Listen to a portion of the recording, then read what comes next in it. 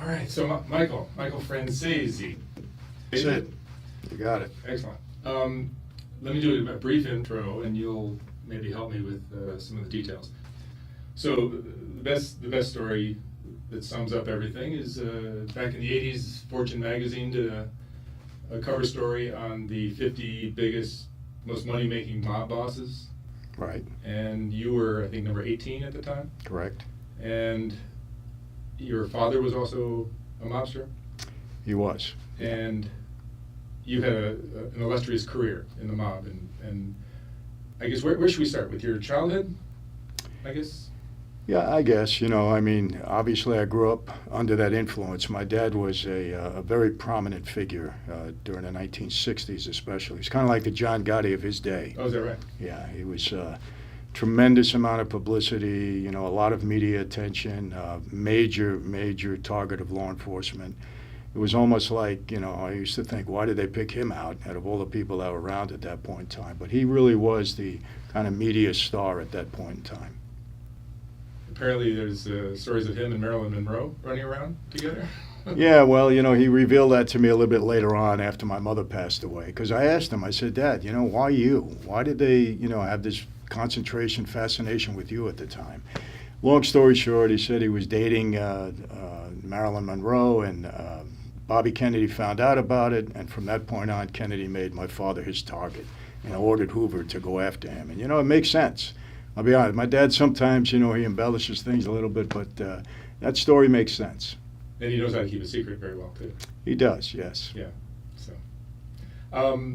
So as a kid growing up with a father like your dad, how was your childhood different than most people's? Well, it's a lot different. I mean, back then, law enforcement tactics against organized crime were very different than today. I mean, today everything is very covert, undercover informants, high-tech surveillance. Back then, when a guy was under investigation, they wanted you to know about it. And my dad was under investigation, maybe 7 or 8 different agencies, FBI, IRS, Queen Detective, Brooklyn DA, they were all there. And they would have a car parked around my house 24 hours a day, 7 days a week, because he was under constant surveillance. So, I was one of 7 kids, and every time we went anywhere, we had a parade of law enforcement vehicles following us. It was just the way it was. And that was for several years. And so, look, my dad was my hero. He was a great father. I loved him. So I grew up actually hating law enforcement. And I had many little scuffles with them as a kid, and so that was kind of the environment I was in. And then your plans as you grew up were not to follow in your dad's footsteps. You were actually pre-med, I think. Yeah, I was a pre-med student. I was an athlete. I had no desire to become a member of his life, mainly because my dad didn't discuss it with me. He didn't talk to me about it. He didn't encourage me, one thing I really respected about him, many things obviously, but he never brought what was going on in the outside world into our house. In the house, we were a family. So he never talked about it. He didn't acknowledge who he was, none of that. So to me, I'm playing ball. If you said to me as a kid, who would I like to emulate, what would I like to be? I wanted to play center field for the New York Yankees. Mickey Mantle was kind of my guy. But so no, I didn't aspire to be in that life. But I was going to be a doctor. My dad wanted me to go to medical school, so that's what I was pursuing. And until he got in some trouble and things changed for me. What changed your direction? Well, my dad was indicted several times in the early 60s, 3 serious charges in the state of New York, and he went to trial, beat them all, But then he was indicted in federal court for masterminding a nationwide string of bank robberies. Convicted, sentenced to 50 years in prison. 50, which was kind of a death sentence for him at that point. He was 50 years old when he went in, so I figured he'd never come out of prison alive. So, at that time, Joe Colombo, he kind of took me under his wing. He had just started the Italian-American Civil Rights League. And Joe Colombo was the head of the Joe Colombo was the boss of our family. One of the big 5 families in New York. Correct. And we were close. He kind of took me under his wing. My dad and him obviously were close. My dad was his underboss.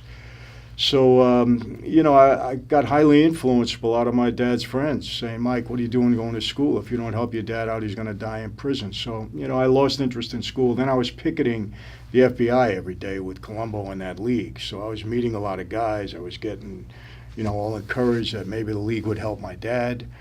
So it was kind of a direction change for me, and I went to see him in Leavenworth, and we sat down. I said, Dad, I'm not going to school. If I don't help you out, you're going to die in here. And, we kind of went back and forth because he didn't want that for me. Mm-hmm. But he knew my mind was made up. I was pretty headstrong as a kid, and he said, okay, but if you're going to be on the street, I want you on the street the right way. And in his mind, the right way was to become a member of his life. So it was at that point that he proposed me for membership into that life. And so, what's the first step? You start doing small. Yeah, well, he sends word Parents- downtown, and he said to me, just do whatever you're told. He knew I had it in me, so otherwise he wouldn't have done that. And so I went about 2 weeks after that visit. A captain in the family took me to see the boss. Now, many people don't know, some people do, that Joe Colombo was assassinated, and it was an attempt on his life. He eventually died from the wounds. A new boss took over. His name was Tom DeBella. Tom's passed on now, and I sat with him. And he said, I got a message from your father. He said, you want to become a member of our life. Is that true? I said, yes. He said, well, here's the deal. From now on, 24 hours a day, 7 days a week, you're on call to serve this family, the Colombo family. And to show me how serious that was, he said, that means if your mother is sick and dying and you're at her bedside, we call you to service, you leave your mother, you come and serve us. From now on, we're number one in your life before anything and everything. When and if we feel you deserve this privilege, this honor to become a member, we'll let you know. So I was 21, close to 22 years old. I was in like a recruit period where I had to do anything and everything I was told to do to prove myself worthy. And those include what kind of things? Well, listen, it could have been something very menial. There's a lot of discipline in that life, a lot of authority. You had a meeting at, 7 o'clock. You weren't there at 6:30. You were late. Could never be late in that life. Drive the boss to a meeting, sit in the car for 5 hours. God forbid you leave, you go get a newspaper, the restroom, he comes out, you're not there, you're in trouble. I know I did that once, paid the price. But, a lot of stuff like that. I mean, you had to show that you could take authority and that you were disciplined and so on and so forth. Yeah. And then, look, I'm always as honest as I can be about that. The life is very violent. And if you're part of that life, you're part of the violence. And there's no escape. Anybody tells you differently, they're either not being honest with you or they weren't a made member of that life. Mm. That went on for how many years? About 2 years, 18 months, 2 years, something like that. I was in this recruit period. And you were good? Everybody thought you were a good fit? And what happened? Seems that way, yeah. It was Halloween night, 1975, when I was called into a room with 5 other gentlemen, all recruits. And the interesting thing at that point was that they had an expression just before that period where the books were closed in that life, meaning they weren't bringing in any new members formally. And in the early 70s, they opened up the books, and I was inducted with guys that were waiting 20, 25 years. They were recruits that long, yeah. So it was kind of a mix in there that night, but we all took an oath that night, became sworn, made members of the Colombo family. How many? There were 6 of us. 6 of you? Yeah. And you were how old? I was 24. 24. And so, I heard a story of those 6 gentlemen that were inducted that night. How many of them are still around? Well, out of the 6 of us, I'm the only one alive. Yeah. The other 5 were they all died, and from what I understand, they were all murdered. Yeah, it's a dangerous, treacherous career. It's a tough life, no doubt. And there was a ceremony involved as well, right? Yeah. Tell me about that briefly. It was a very solemn ceremony, dimly lit room late at night. They wanted you to understand the seriousness of what you were getting involved in. And we walked into a room individually. The boss was seated at the head of like a horseshoe configuration, underboss, consigliere to his left and right, and all the captains alongside of them. We had about 15 in our family at that point. Walked down the aisle, stood in front of the boss, held out my hand, takes a knife, cuts my finger, some blood drops on the floor. This is a blood oath. I cupped my hands. He took a picture of a saint, Catholic altar card, put it in my hands, lit it aflame. Didn't hurt, it burned quickly, it was merely symbolic. And he said, tonight, Michael Francis, you are born again into a new life, into La Cosa Nostra, this thing of ours. Violate what you know about this life, betray your brothers, and you will die and burn in hell like this saint is burning in your hands. And he said, do you accept? Yes, I do.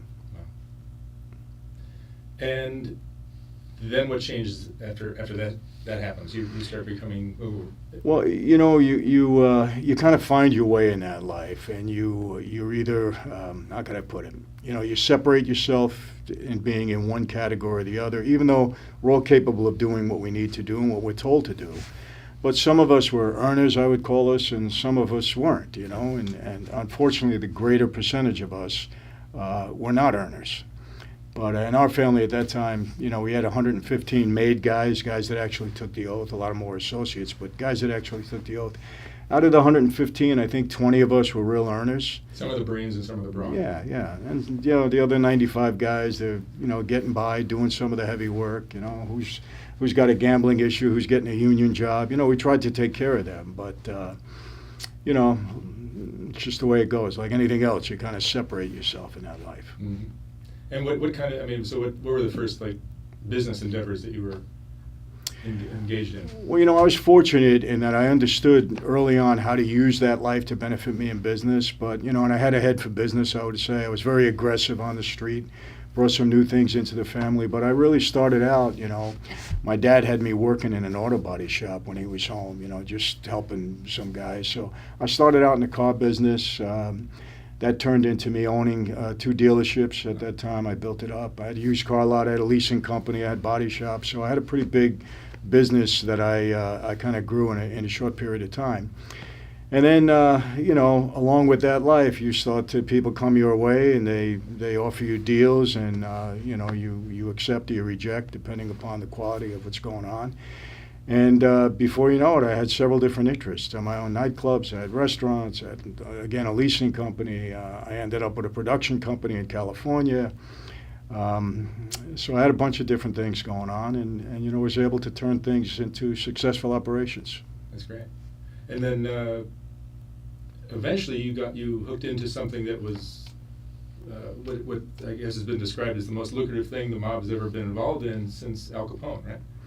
Yeah, it was actually the gas business, and you know, very long story short, I got approached by someone at a small wholesale operation selling gas out in Long Island, and there was 2 guys from another family trying to extort him, shake him down, and he came to me for help. I was kind of the guy on Long Island, and so I helped him out, and together we devised a scheme to defraud the government out of tax on every gallon of gasoline.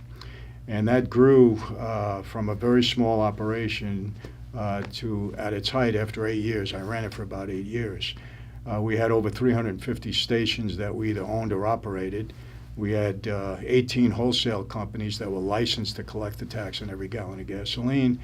And we built that up to selling 500 million gallons of gas a month, and we were taking down 20, 30, 40 cents a gallon depending upon the deal. So, you know, it was very lucrative. We brought in, you know, at times $7, $8, $10 million a week. A week. I mean, it was that big. Yeah, it was a big operation. Yeah, I had brought the Russians in from Brighton Beach, and it was, you know, it was described as the most lucrative operation since the days of Prohibition, and I saw it that way also. And that made you a star amongst your cohorts, right? When you're making that kind of money is power in that life, and you know, I got the attention of some of the other families, and so I made, you know, relationships, which is important in that life, to have allies in the other families. So tried to spread some of the wealth around, and you know, make people happy, and money buys loyalty in that regard. So yeah, I started to make a name for myself. That's great. One of the funniest little stories I heard you share once was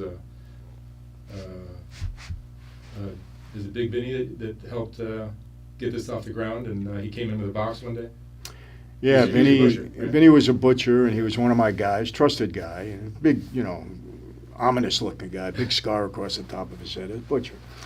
And so I had put him with this guy, Larry, that came to me with this whole proposal for gas. And after 2 weeks in the operation, he comes to my house with he used to bring me meat every Saturday. And now he's carrying a big box, and I said, you know, what are we having, a party? I don't know, what am I going to do with all this meat? Brings it in the kitchen, puts it on the table, and he says, it ain't meat, boss. He said, it's the first week's take in a gas station. Opens it up, $320,000. Smelled like gasoline, smelled up the whole kitchen, but I didn't care at that point. But we grew that 320 into, like I said, close to $10 million a week. Wow. And so at some point, I'm sure the Colombo boss at the time was Persico. Mike Persico, yeah. And he, like, what was his reaction to this? Well, you know, when I knew what I had, you know, you got to be very, very careful in that life. You know, if too many people get involved, everything goes up in smoke. It happens all the time. So